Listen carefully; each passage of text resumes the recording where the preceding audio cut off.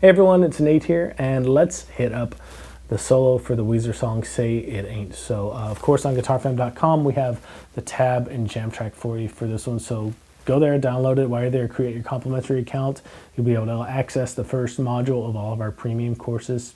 And if you have any questions on that, we're there for you anytime. Support at guitarfam.com. All right, for the tones on this one, I'm going directly into my audio interface and then using the Tonex plugin. I think I'm going to be using a Mesa Boogie Maverick series amp, but I'm not sure yet. That's where I recorded it with, but I'll put the final tone up here on the screen for you, which Tonex capture.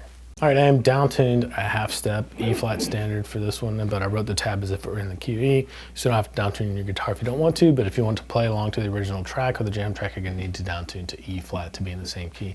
Okay, for most of this solo, I'm thinking of one of two E major scales. I'm either thinking of this one, based on the E shape, or I'm also based on the E shape of the 3-note per string scale. Even though I'm only using like the top three, remember before three strings I think for the entire solo, I am visualizing this E and then those two E major scale shapes.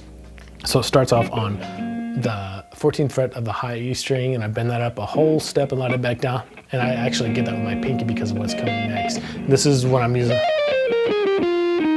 that shape. It starts off with the shape that's more of a box instead of the 3-note per string shape. So 14, bent up a whole step, down to 12, 11 with my index finger with some vibrato. And then I go 14 on the B string, 11 on the high E string, back to 14 with my pinky on the B string.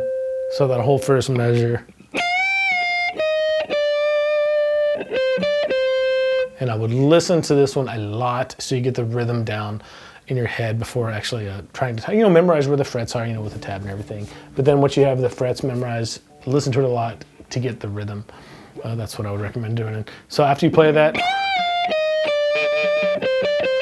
you're gonna stay on this 14, hit it again, bend it up a whole step, let it back down, hit 12 of the B string with your middle finger, and then 13 of the G string with your third finger. So that's the first phrase.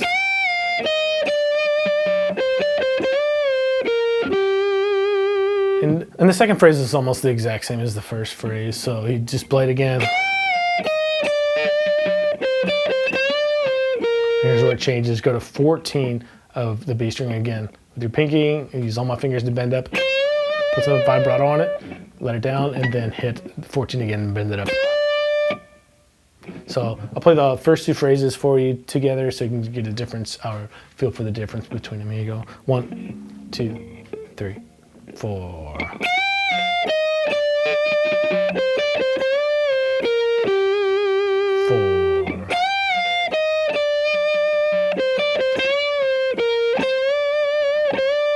And from here, this is where I kind of switch my thinking to the 3-note per string version of the scale shape.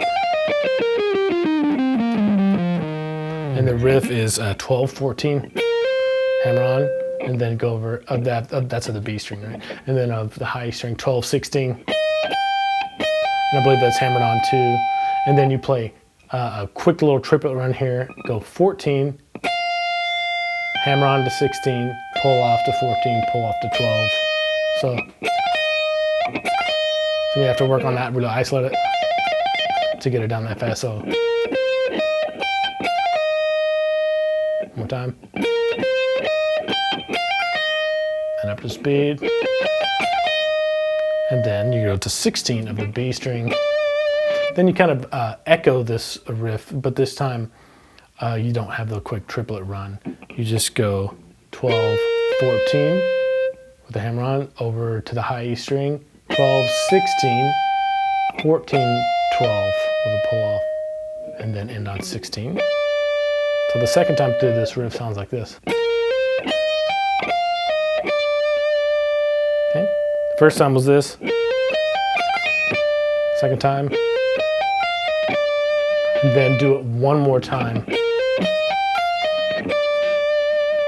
Okay, and on the recording, it's two guitars kind of taking turns with this, but in order to play it by yourself, you just have to pick up the slack and play all the parts in succession with each other, right? So those three together will be.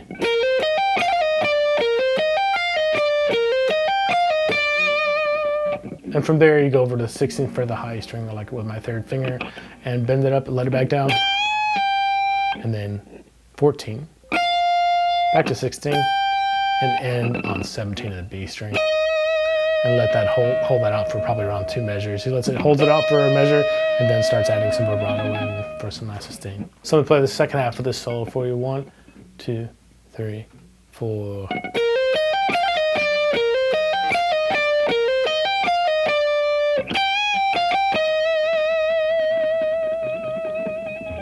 Okay, that's it for this one. If you'd like to learn more solos like this, go over to guitarfam.com. There are loads of solos there with all the resources, tab and jam tracks available for you. And when you create your complimentary account on guitarfam.com, you get access to the first module of all of our premium courses due. So go over there, join the fam, and let us know how you're doing along the way. Support at guitarfam.com. Thanks.